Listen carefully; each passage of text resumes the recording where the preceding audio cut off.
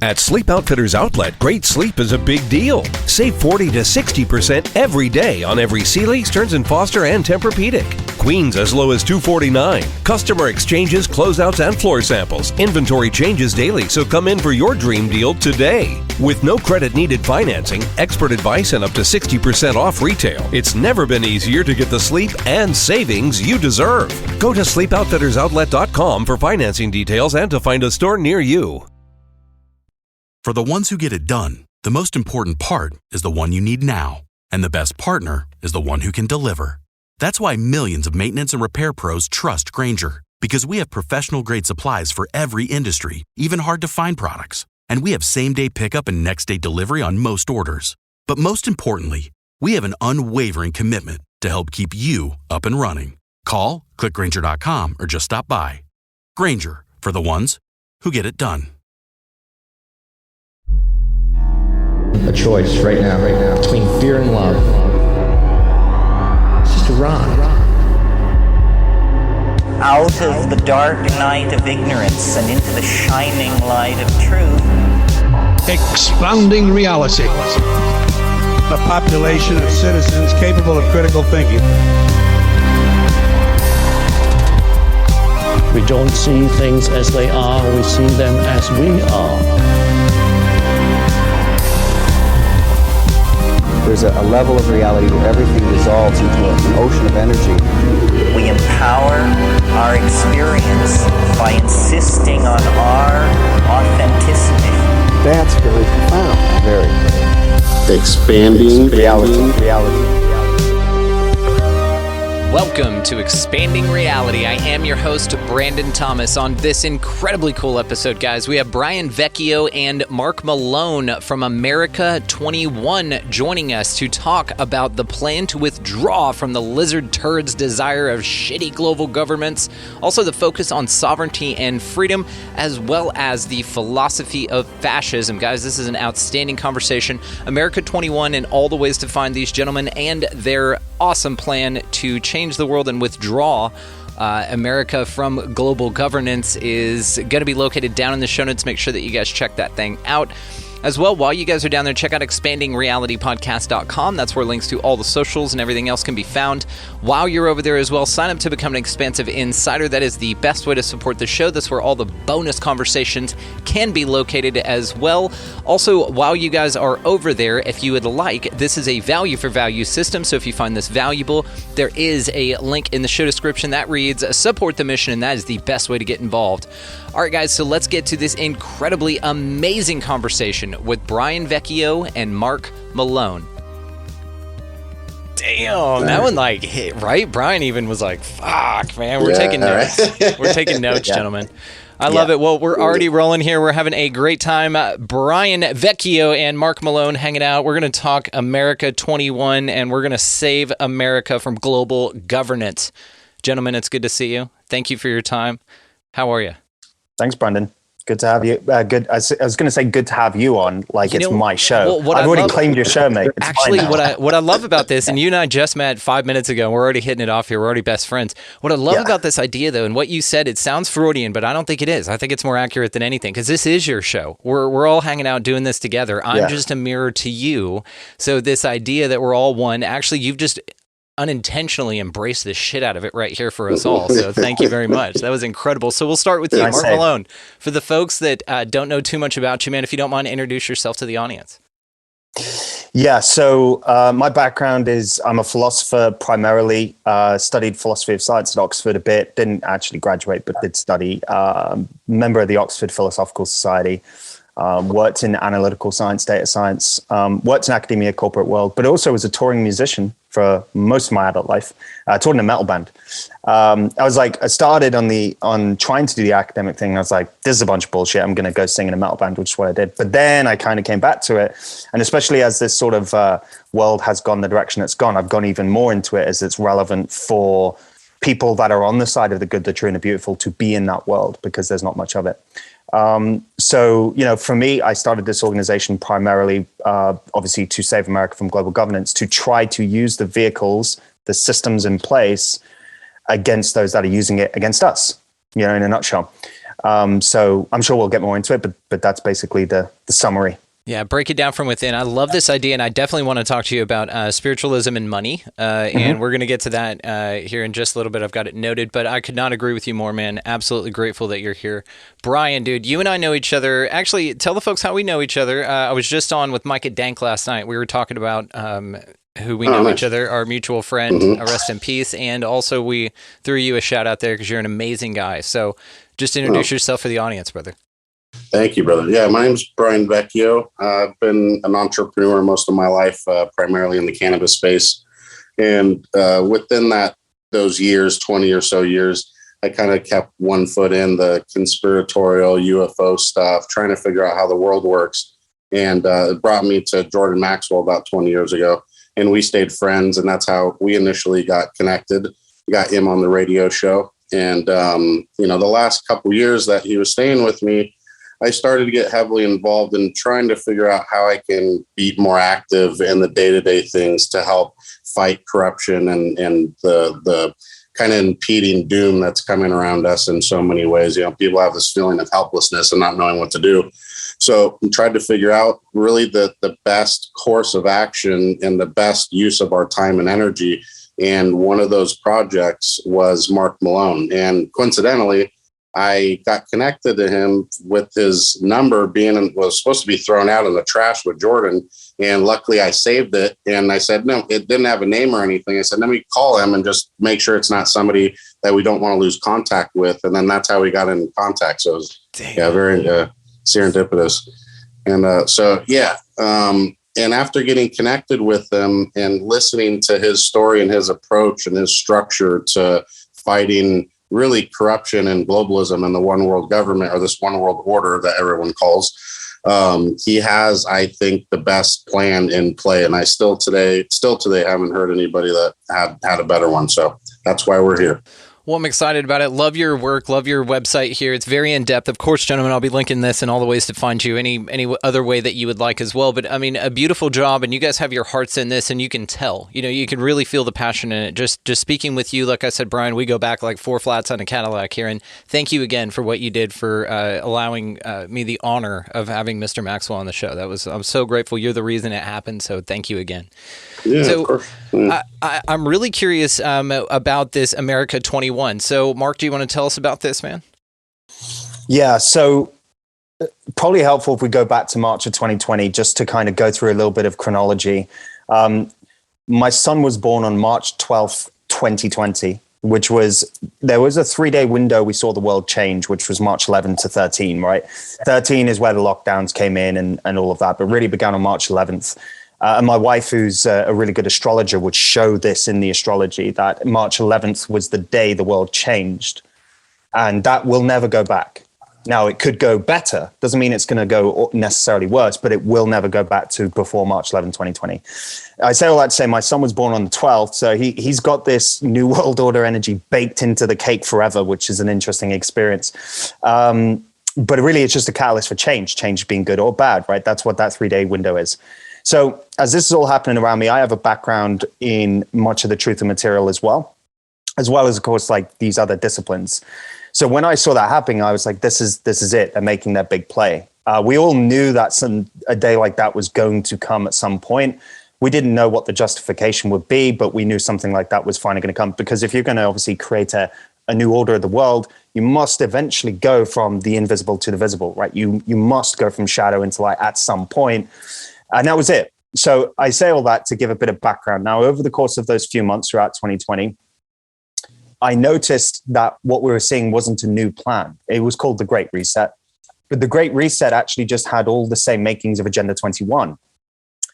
And then when I actually dug into what the Great Reset was, I realized, it's just Agenda 2030, which is just Agenda 21. So I say all that to say that I began to see, this is just the same thing they were rolling out, but on steroids.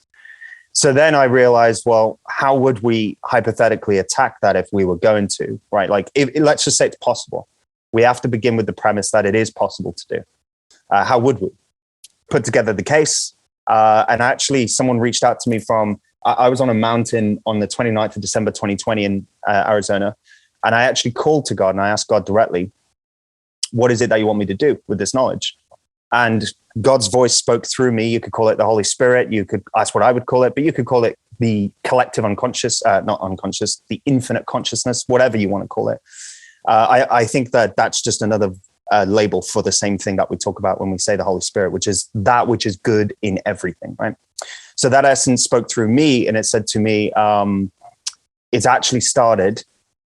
It will come to you very shortly. And then 3 days later, a member of the state government of Montana reached out to me and asked me, can you help with Agenda 2030? At that point, the rest is sort of history. I began on this crusade of trying to save America from global governance. And as we went through this process, everything began to happen organically and build really organically. I don't come from any wealth. I come from like single mother, from the projects. I've never known any political contacts, never known anyone of money. It's all been the same process of what happened to Brian, which is just this one plank at a time being put ahead of us, like the number in the trash can. So all that to say, that's kind of where we built. But the primary objective here is to withdraw America from global governance. And that could be local, that could be state, could just be your county, but to hollow out as much territory as possible. So if the New World Order actually was to be successful, which it might be, we won't be in it. I want to ask you about the philosophy of this in a minute, but something a fact that I came across is that about roughly, and this isn't ubiquitous, but roughly about 70% of local elections go uncontested, which means that somebody is just signing up, they're just putting Jim's name on a ballot, and they're making decisions about you, which then trickle up. And you can look at that energetically. If you insert yourself energetically into that space, you're going to do good in your community because of your intent. And if you have such a range of opportunities locally to you, it seems like that is where the work is done. Now, Brian, would you agree with that? I'm sorry, you had about 30 seconds or so that was cutting out, and I was wondering if it was me, but I didn't want to say anything. So. That's okay. 70% of local elections go uncontested. What do you think about it? Yeah, I'd probably say more. Do you think that more of an impact could be made if more people went and filled spots like that rather than just sitting back and complaining about who's in the White House? Yeah. Putting people in the right positions of power, knowing where the positions of power are held, probably, is important as well. Yeah, because when we say top down, I mean, that's true. But, a perfectly good apple next to a spoiled apple will start to turn that way as well. But also there's an opposite reaction to everything. Now, I mean, in this case, of course, the apple wouldn't then get better and the mold go away and heal both of them. That's not kind of the point of this. But what I mean is that you can also then affect things from the bottom up. You can at least build a strong foundation for when the shit at the top, which gets more and more ridiculous and we all see it. But everybody thinks that that's where it stops. Mark, what do you think about that? Taking over your local community? Yeah, I think that's critical. The reality is you could actually just run for mayor, and we see a lot of truther type guys actually doing that now. I just assumed, Brandon, that your audience probably knows what Agenda 21 is, but just like to do the recap, essentially it turns local regions into satellite states of global governance. So you could imagine that, say I used to live in Southern California, it's where my son was born, right? So SoCal would be a district, would be a region. It's very Hunger Games like it, districts. So in this case, you would have 11 regions of America by 2050. And these 11 regions would be just like these massive city areas, SoCal, NorCal, Washington, which is called Washington State, which is called Cascadia. And these would essentially have the political jurisdiction of the United Nations, which is just a proxy for the Rockefeller Foundation and all of those people. Now, people might think that sounds crazy, but the European Union is already that. It's actually why the United Kingdom withdrew from the European Union, because Sweden, Germany, these are just states of a nation that's now called the European Union, which has never been a nation, but yet the EU law is supreme over those nations. So they're just districts of the EU now. So this already exists. Now, it's not the version that we're going to see that's far more totalitarian, but I'm saying that the format already exists. So those districts, these regions, these cities will be satellite states of the United Nations. That's the core thing. Now, when we take this political approach, what we're doing is kind of pulling the rope off the anchor, right? So you could imagine you have all these ships. So we're just saying, well, not our region, not our county, not our state. So we're pulling off the anchor and then our boat's going to float away from their shore. Then we do that enough times, we have a free country. But even if we only did it for half the country, that's still like the 10th biggest country on earth. even if the other half went into global governance. The most obviously power that you have to affect is local, which is why we always push it there. Sheriffs, mayors, city councils, because of the constitutional system, because of the wisdom of our founding fathers, we actually have the ability to reject almost all of it, be it from the United Nations or from the federal government per the 10th Amendment. Yeah, and I love the idea of a world where you, instead of just sitting around and bitching about something that's happening that you can't control, you take action, and now you and your wife are making candidate signs for you, and your kids and stuff are putting this thing out, and you're being actionable. And I mean, think of the impact you'd make, rather than because your kids, and this is all you have to do as a parent. I'm not a parent, but I know how it affects people. And if you just step back and you think of how your kid watches you interact with anything, and I know this is challenging because you're under a microscope all the time, but in the political arena, you may think it doesn't affect them, but man, the difference psychologically versus some energy of them seeing you yell at a TV, which is then just going to make them yell at a TV and make their kids yell at a TV, but nothing really happens, and it keeps getting crazier and crazier, versus you going, you know what, turn that TV off, we're making signs for me, and we're going out and we're actually making a difference. We're going to actually turn this landfill into a garden for everybody, and that's where you start affecting the change. And this is to the tend your garden thing that I talk about constantly. Instead of bitching about what's going on out there, change this. And then if you want to expand this and all your closets and garage are cleaned out and all that good stuff, then run for a local office and really change things on a clear local level for yourself. That's where you're going to see the most amount of impact. 100%. And then you'll see commerce follow this model as well, which is when the tide will really change. That's an important aspect, which is covered in the thesis on the website. So if people go to the website, they click read thesis, it's like 14,000 words long, and people can read that and see the ins and outs of what we're talking about, because obviously what we're talking about here is just super high level. Yeah. But I do want to point out that a big part of it is exactly what you said. I say, look, the sovereignty is necessary for freedom. Yes. Because we can't have freedom if we don't have sovereignty, but we can't have sovereignty if we don't have self-sufficiency. So you follow this philosophical thread back, it all comes back to basically what you just said, which is how can we provide for ourselves and one another in our community? Now, the moment we're able to provide for ourselves, now we start to have sovereignty, and then we have political sovereignty, and then we have freedom, and then we have freedom from the New World Order. And it really does work that way. For example, let's use an example with the vaccine passports. If I have lots of, I live like on the edge of farm country, so I have loads of farmers around here. I never needed the supermarkets for food, like actually needed. Right. So therefore, I never needed a vaccine passport, right? Because I have food. I can do other things. I can seek other things. So that's just one example of how sovereignty creates freedom, right? I have food from people that are not Bill Gates's factories that produce crickets. Therefore, you guys can keep your social credit system, because out here we have no need for it.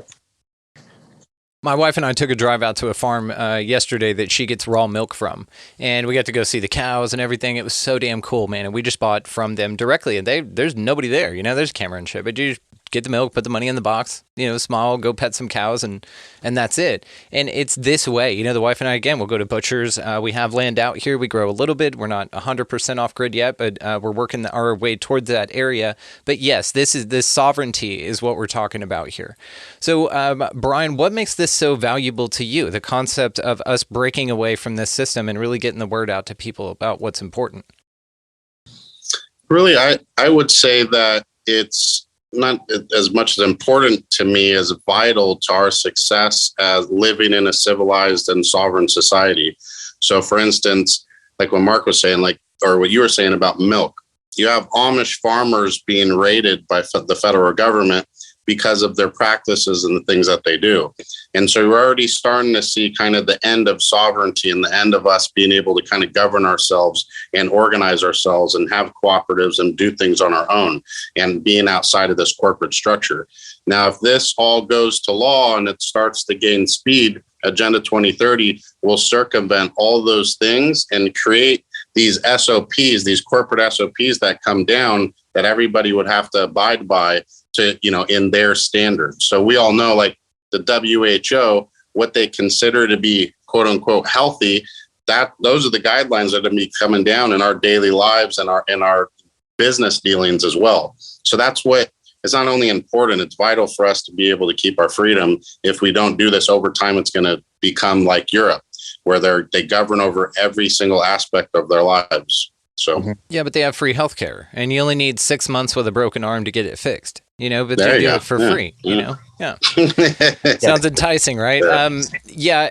So I want to know about the 5-year timeline that you guys talk about. What's that all about? Yeah. So if you'll indulge me a second to just kind of flesh this out, it'll help make more sense. So referring back to Agenda 21 and the Great Reset being the same thing, the Great Reset is really the economic arm of global governance. I say global governance, not world governments. There is no evidence for a world government. It is a hypothesis. So you'll go onto Wikipedia and they'll say, world government is just a conspiracy hypothesis. They're actually not lying to you. But what they're not telling you is that global governance is out in the open source and a fully fleshed out plan.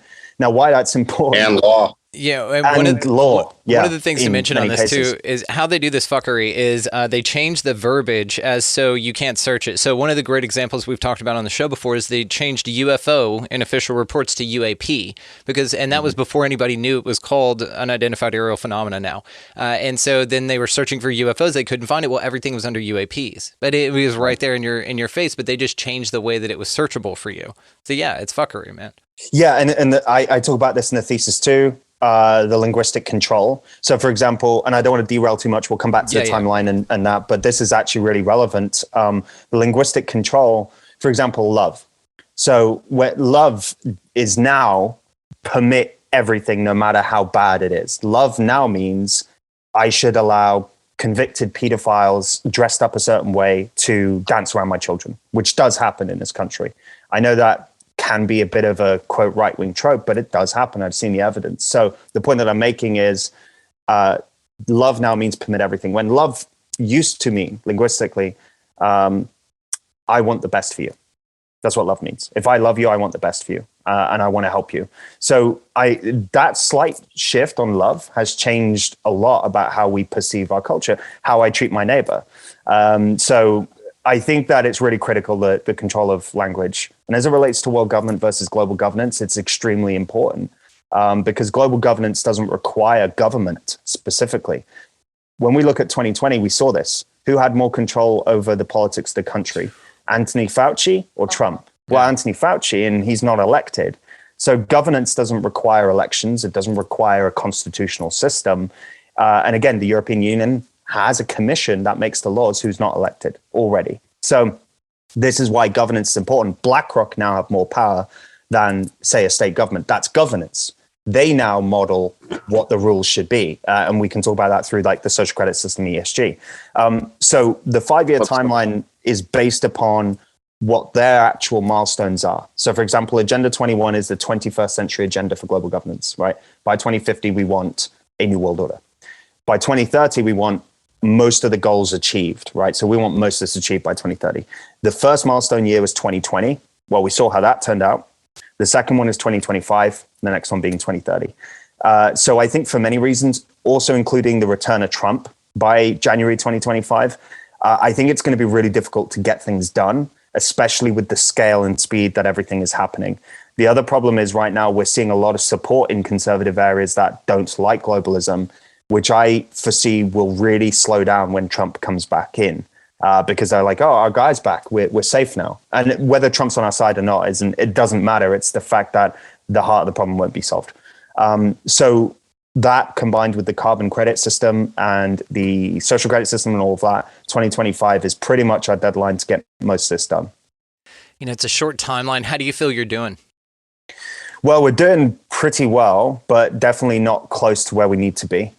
It would be helpful actually to probably say a few things that we have done that have been quite major. Please. One of them was the rejection of the 30 by 30 executive order, which was Biden's conserving 30% of the land of America by 2030. That's been in Agenda 21 for decades, right? Break up the country, put them into the regions. So we rejected that in the state of Montana, and we've been working through rejecting it in other states. That means that we conserve the land for the people, for ranchers, for farmers, for people that want to hunt, etc. We got the vax banned also in that state for even private enforcement. So even private businesses couldn't enforce people. And we will be banning the ESG social credit system in January. Legislation's been written now.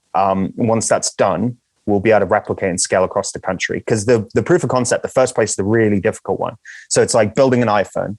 Once you have one, you can scale and build 1 million, but it's getting that one that's the most difficult. So banning the social credit system will come in January.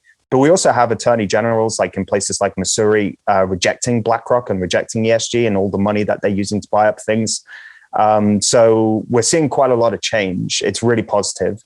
I think that perhaps the most important one was the state of Montana adopted an openly anti-New World Order policy. No, so parties have policy, right? And every 4 years, they basically get together. So the Republican and Democrat Party will get together and say, here's our policy. Now, of course, over the last, say, who knows how many decades, there's been very little difference between the two. Most of the policies will be like, well, I'm free market and I'm not, but pretty much everything will stay the same. But this was interesting. I managed to get them to put into the policy that they are against any use of social credit system, social credit scores, that they're against the World Economic Forum, the United Nations in pursuit of any form of global governance. That is now the official party policy, which is crazy because this is the kind of stuff that literally just 2 years ago would have been called conspiracy theory. We're now getting state governments to adopt it as policy. And that's because they see the damage that's been done. Ultimately, they're human, they're normal people, especially in some of these states. Many of them are farmers and stuff themselves. And they don't want to lose America. So I'm very optimistic, but 2 years is a short time to get over the line, for sure.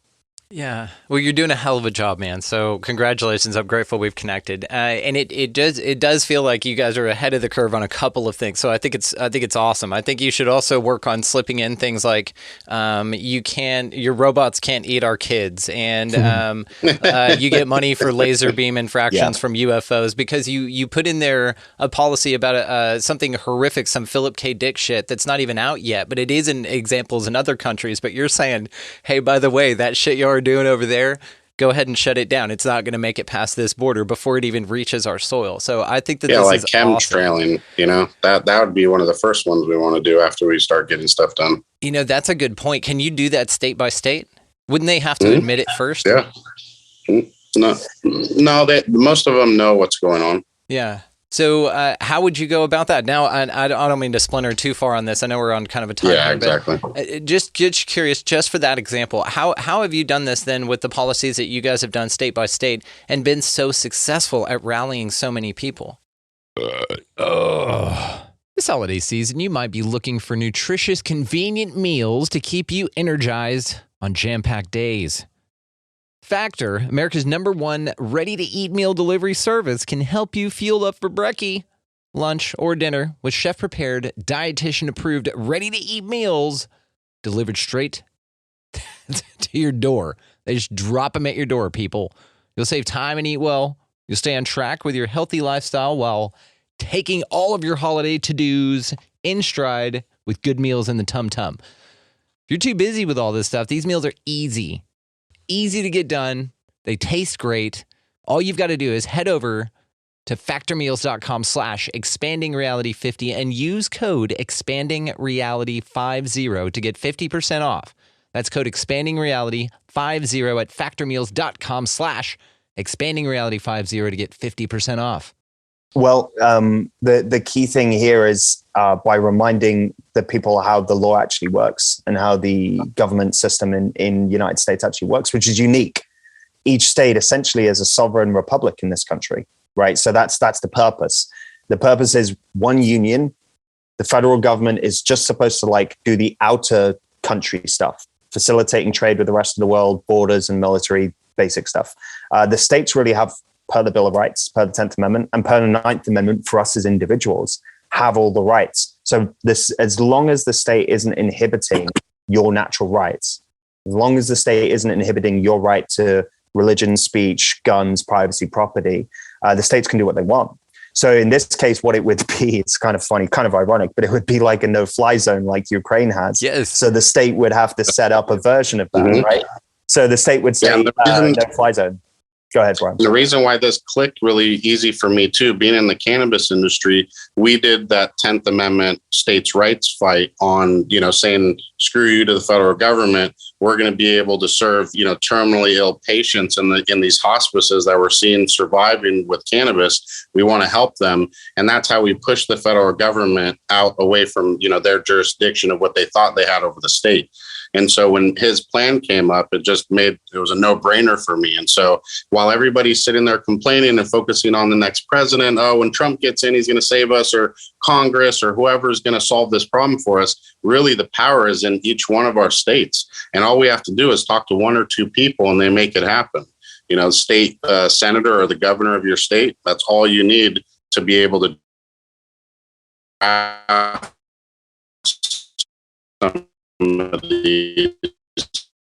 Brian, your face froze at a very unfortunate time. It looks good. You look like you're having a happy ending after. He really does. It's actually making me feel a bit uncomfortable, to be honest. A little bit, yeah. I'll put a smiley face there in the video for this part until it catches up, because it's just a lag, and it'll catch up. There he is. Yeah. All right. We'll put a little smiley face on you for the video version of that. I think that was great. That was uncomfortable for everybody, but we're all good. We survived it. That's the point. So audio only audience, the video froze on Brian's face on a very moment for him there. So check the link in the show notes so that you guys can check that out for sure. Looked very happy. It looked great, and you were making a hell of a point, and so I'm glad that you made it. But yes, you froze at a very unfortunate point, or fortunate. It's a very orgasmic point. My God. Yeah, you could tell you were really into it. We're like, wow, he is passionate. I could tell why Mark liked it. Yeah, the stuff, really turns me on. Yeah, it'll happen. You should feel these nipples. I mean, I'm right there with you. All right, so let's talk about social engineering, because I know that that's a very big part of this. So what's going on with that? Because it seems like one of the core tenets of this idea. Yeah, I mean, that's the means of governance that we're looking at, right?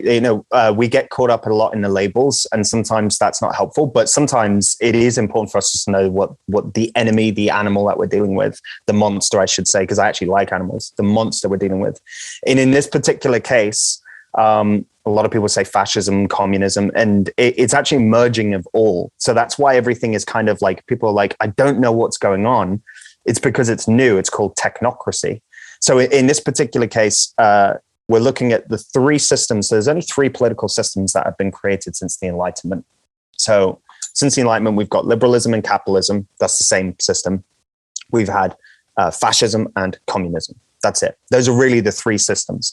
Well, what technocracy is the merging together of all three. So you have elements of liberalism and capitalism, which is there's global capitalism will continue on, what we would call corporatism, and elements of liberalism will continue on. Things like, hey, you can go to get weed. Remember during lockdowns, you could get weed, but not seeds. Yeah. Well, because they were pretty happy for people to stay at home as long as they stayed at home, whether they were getting stoned or drunk, alcohol the same. So there'll be elements of liberalism like that still in there. And of course, fascism, the merging together of the public and private sector, that they become one unit. And then communism, of course, poverty for thee, but not for me. So that's pretty much it. So technocracy basically is the science of social engineering, brings together that as one system. And it basically says, we're going to govern you via social engineering, which will come through technology. That's what social media is, but social credit system being the main pillar of that. And they use various ways of doing this, various ways of incentives. It's primarily incentives. I speak a lot on shows that aren't as down the rabbit hole as yours. So sometimes a lot of the shows will question just like conspiracy theory more general. Might be like, so I always try to say, think of it more social engineering and strategy and less like conspiracy. Yes. You have people that have an objective, and therefore you're an obstacle to that objective. That's all it is. Very straightforward. And that's why they'll pit people against each other, even though they don't like either group. They don't like Ukraine or Russia, but Russia's the bigger obstacle. So therefore, they make everyone hate Russia. But if Ukraine were the bigger obstacle, they'd make them hate Ukraine. It doesn't really matter. So the idea is just obstacle, put the pressure on, obstacle drops, we continue moving forward. And that's how it goes. That's why, white people are now under attack. But once upon a time, that wasn't the case. And that's just the way it is. It's just they're Machiavellian. They're Nietzschean in the way that they look at power, which is power is what's important, and we'll just swing around whichever way it goes to get the power. So technocracy, social engineering is fundamental to that. And it's all about incentives. You set up incentives. You know, for example, the beginning of lockdown, honestly, a lot of these shows, people ask me, how is it even possible to have global governance? How is it possible to pull off this type of project? And I say, well, pretty easily, actually. It's just through incentives, right? So, for example, we saw at the beginning of COVID-19, pneumonia ventilator, $11,000, COVID ventilator, $40,000. Well, now you have set up an incentive of 300% additional money. So, of course, people are going to flow in the direction of the additional money. And there you go. You have your conspiracy set up now. Now, suddenly all over the world, everyone's dying of COVID-19 on these ventilators simply because I have the ability to set the incentives. And when we understand it that way, this is a really freeing thing for us, because once we understand it, we can reverse that. I reversed it in the state government. It's like, well, your constituents are going to lose a lot of money and you're going to be out of a job. So now we've reversed the incentives. However, if you allow us to like actually dig for the energy, in case the oil, which is abundant, which is not fossil fuels, it's part of the natural minerals of Earth, then you're going to have more money for the state. People are going to have cheaper fuel and energy for their homes. And we're also going to be able to separate ourselves from this new world order at the same time. So it's the thing that I learned from reading Rockefeller's work and Zbigniew Brzezinski's work and Kissinger's work is we can apply it for the good just as much as they apply it for the bad. Yeah, but what I love about your model, man, is that you apply it in a way that it helps everyone, but it's everyone helping everyone. So it's everyone investing in the idea that we're all in this together. Again, you know, and you can get woo-woo with it. We'll drop into the rabbit hole for a second and say unity consciousness idea. This, you know, Bill Hicks has that wonderful quote of, you know, what's going to happen to the arms industry when they realize that we're all one, right? And so, but the way that, you know, you just described the incentivizing during the whole COVID thing was it's easy. It's not even a conspiracy. It's common sense. It's just you looking at this going, oh, they offered a bunch of money for this. You've got the squeeze. You've got a populace of society that's constantly being bombarded that they should buy more, do more, look like this, remodel your home, invest a lot of money. And then they're like, where am I going to come up with this? And then people live outside their means or credit shot, but it's all focused for you to do that. And then, you know, they get a big, you know, break off of this. So it's a way for them to benefit themselves, which is why it's so rooted in all the nastiness. But your way, Mark, you and Brian in this America21, your model for this is so altruistic because it encompasses everyone. You're like, hey guys, this benefits everyone. This is the difference between the tide that raises all ships and just somebody out for themselves. You see a bigger swing, and then not only from this, you see a community formed out of this thing. That's what's so damn fascinating. So I'm so grateful that you guys are doing this, man. It's absolutely unbelievable. Now look, Mark's the brains here. So just for the record, but you're both vitally important. He paints. What he does is, I'll tell you this, and you know, just to show my love for Mark, and Mark hates this, but he has shown so many structures and systems to help me make sense of my surroundings a little bit more than what, like, for instance, the normies of the world, the college educated people of the world that are, you know, somewhat smart, decent IQ. They don't listen to conspiratorial people because they don't believe that it's impossible for everybody to be in on this. When they keep saying that, you know, the government does this or they do that, it's not that. It's not the whole government. It's not the whole this body or that body.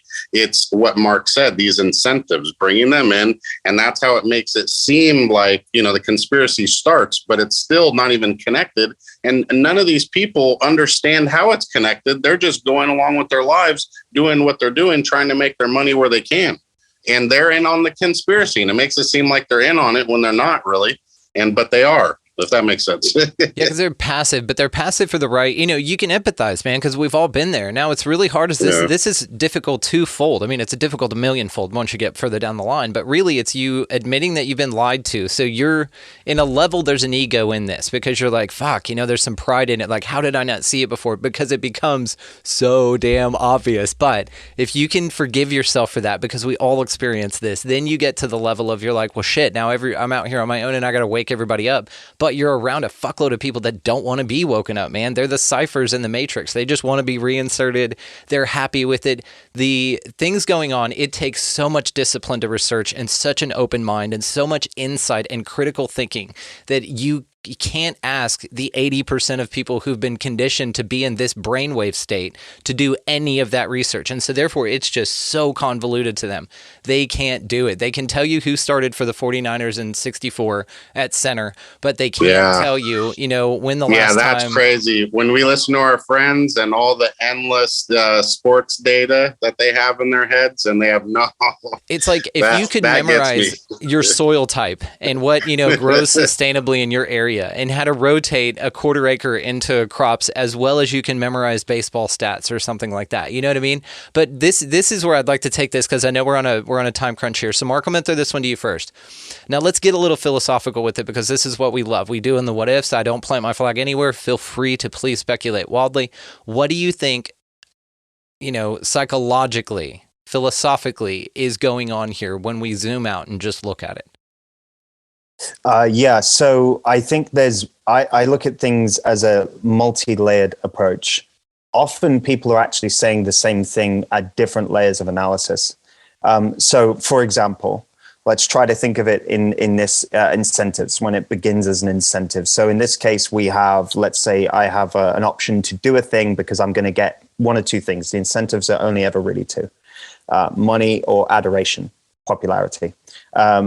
People really cannot stand being ostracized from the group. That's the thing people struggle with the most. That's why people have 4 boosters. People say, why do you keep going along with it? Ostracization from the group, exile, is worse than death. It used to be in the Soviet Union, instead of a concentration camp, exile. That's how bad it is. So when it comes to sympathy, I do try to have that with people, because I understand that ostracization from the group is extremely painful. We have to remember that. So that's why they're going along. That's the incentive. Now, all up to this point, you have that at one layer, which is just purely instinctive in terms of survival.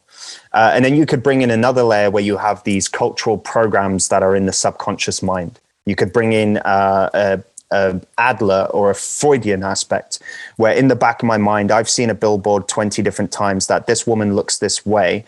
Therefore, that must be right. And this group want me to look that way. Right. So you have another layer, a psychological one. And then you might have a Jungian layer and above to that, which is a collective unconscious one, which is that actually in this kind of, we are birthed into a sea of genetic and perhaps spiritual memories and biases and fears, which we have carried through the ages. And that's a layer. And then we have the actual spiritual layer, where there is indeed entities which I would call demons, and ones that I would call angels, that operate based on influence and based upon what you're drawing in. What are you drawing in into your life? Are you drawing in light or dark? Because whatever you're drawing in is going to have that influence when crunch time comes. When time comes to act, when time comes to respond to fear, based upon all those trails we went through, you're either going to draw in more of one or more of the other. So in this particular case, you then have that spiritual layer all the way to the source being God, So I think I look at it as multiple layers, and most people are obviously just operating on that very first one, but all the others are going on at the same time, whether they're aware of it or not, and that's important for us to bear in mind when we switch the incentives. Many of that 80% will go towards us as well. That's the benefit. It can go towards the good as well. What do you think about the concept that we're in a simulation and those NPCs, and that basically they're being inhabited by spiritual people, and that's what the Great Awakening is? It's that they're literally physical people that were walking around here that were just on autopilot, simulating a herd mentality. And that kind of, in my mind makes so much more sense, because it's like, how are you just so dumb and don't see it? It's like, well, they're on a program. They're tuned to a station, you know what I mean, in their mind, and like they live, and it's just receiving this information. And so it's just this autopilot. They're just controlled by the system. So what's going on with that? Well, in a sense, there is a frequency that is controlling people. And we would call that frequency satanic, or we would call that frequency something. That's what I would call it. But whatever that frequency is, you could look at it as that everything that is real, true, good, and beautiful is the frequency of God. And then everything that is outside of that is the frequency of deception, which we would call, this is why Lucifer is called like the deceiver. Again, all these different names, same thing. Point is you have frequency of truth, frequency of deception, and everything that's not in the frequency of truth isn't actually real. It's only in your head. The point is that There's no deception in the trees or in the animals or in the sky or in the mountains or in the oceans. It's all inside of us, inside of our minds. And then we play out that deception. But there is no lie in nature. There is no lie in the actual creation from our creator. We have the power to make them in our head. So I say all that to say that in that frequency that exists in our minds, there is a very real possibility that it is indeed being connected or tuned in by something or someone. But I don't believe that we are born that way. I believe that we're born as all people with the divine spark within us. But I do think that we get tuned into it throughout our experience. Gotcha. Yeah, it's a tricky conversation to have because it's like, okay, so now you're saying that people aren't people. And then you kind of get to this immature level where you're like, well, I can just go and Grand Theft Auto everything and then just be fine. It's like, calm down. Okay, there's a bit of a spiritual maturity and emotional maturity here. We gotta check first. I need an IQ test before we have this conversation, right?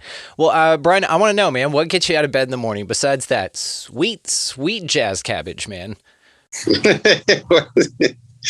Oh man, I would say I spend majority of my day, battling these things, trying to find out how to bring in different groups of people that specialize in things together to make them stronger. So, for instance, the order that I co-founded with Jordan, we focus on 3 pillars of societal sovereignty, which is Mark comes in, right? So that's where greater group stuff, making sure we all maintain order amongst ourselves in a productive way, in a wealthful way.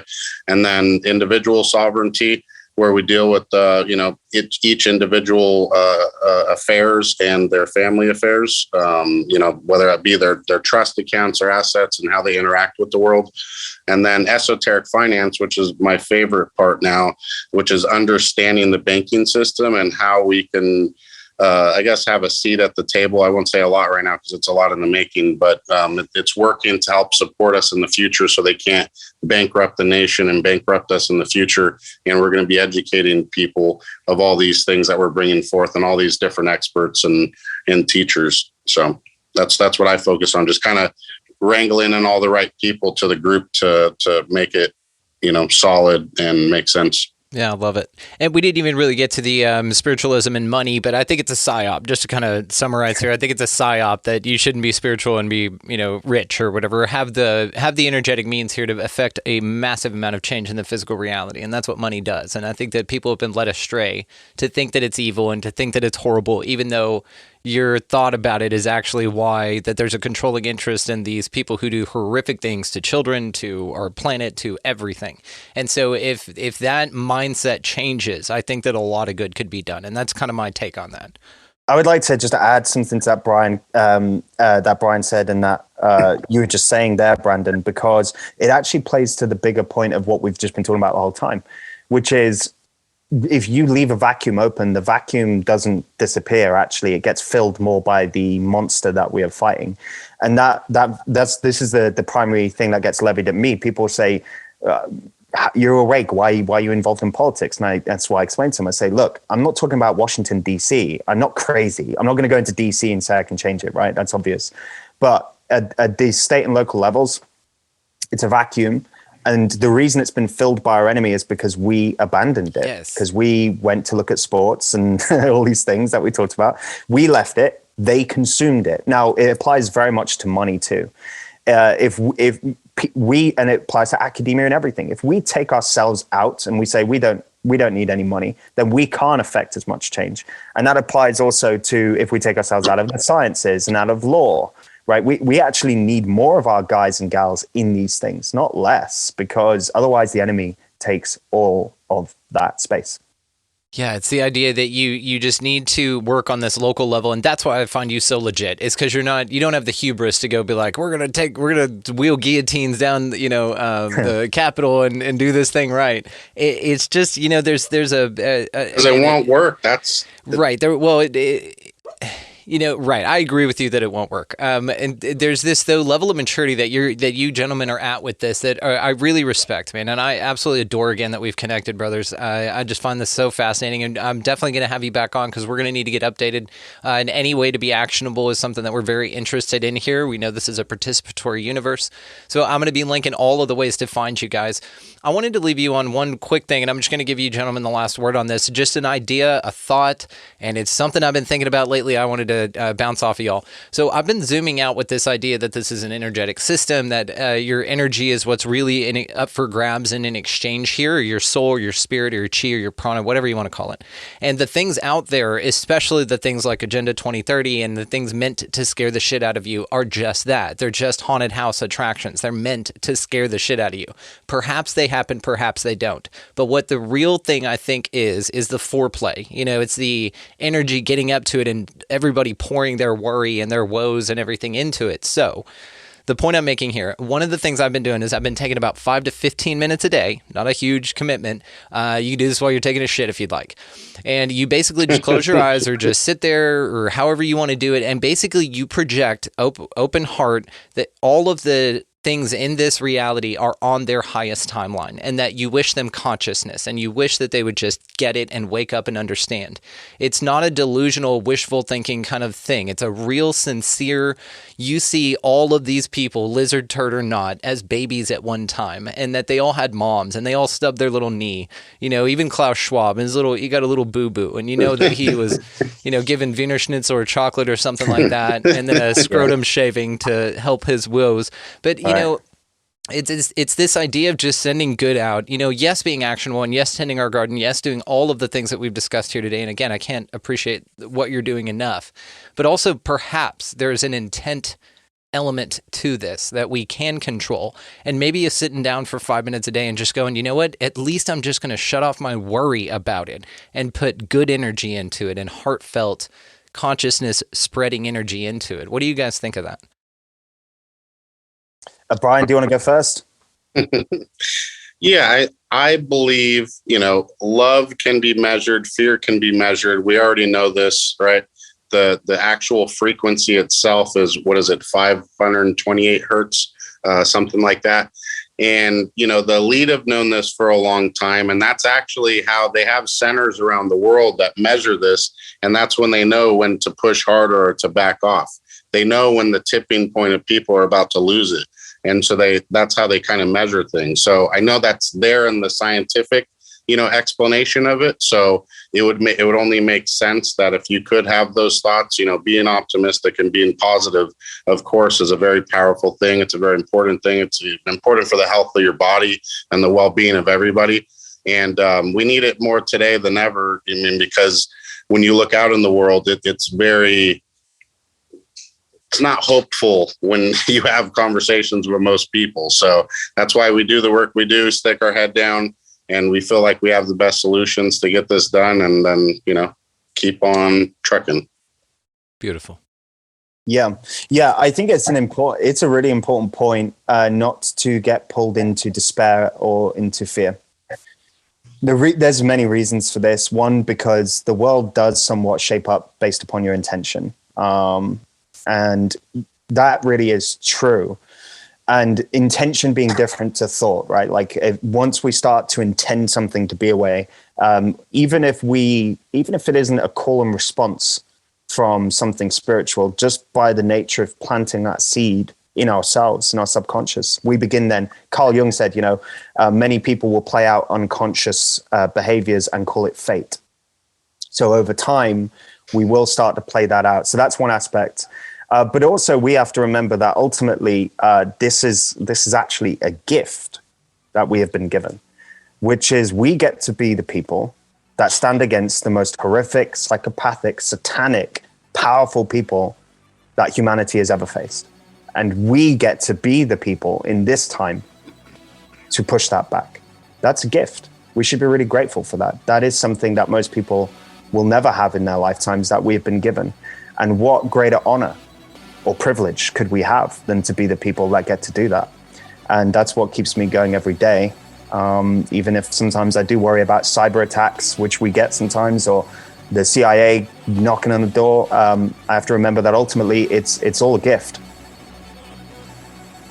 Marc Malone, Brian Vecchio, this has been incredible. Gentlemen, you're invited any damn time you want. America21century.com and all of the ways to find you guys will be located down in the show notes, you guys. Take a look, check it out, get behind the movement, get involved. Again, this is a participatory universe. Go tend that garden, goddammit. Please go tend your garden. All right, gentlemen, thank you again. This has been incredible. Thanks, Brandon. Appreciate it, mate. Thanks, brother. Massive shout out and thank yous going to Brian Vecchio and Marc Malone for coming by and freeing us with empowering information from the lizard turd's desire of shitty global governance, which none of us want. Boo.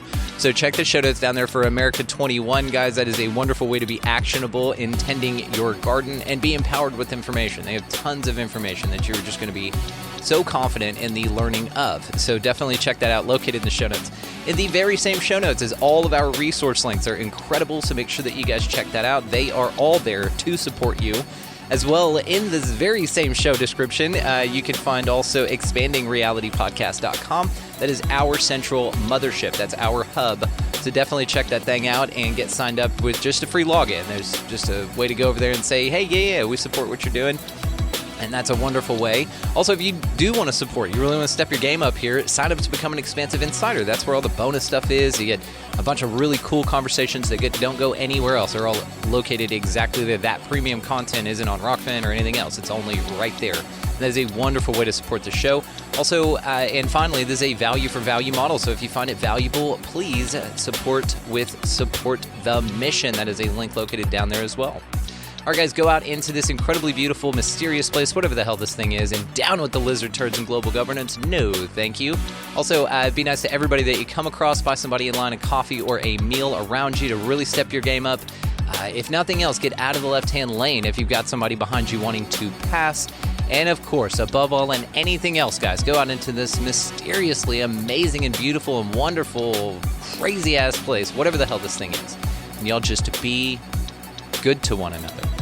Thank you so much for listening, for watching, for engaging, and just being the coolest sons of bitches ever. We'll see you next time.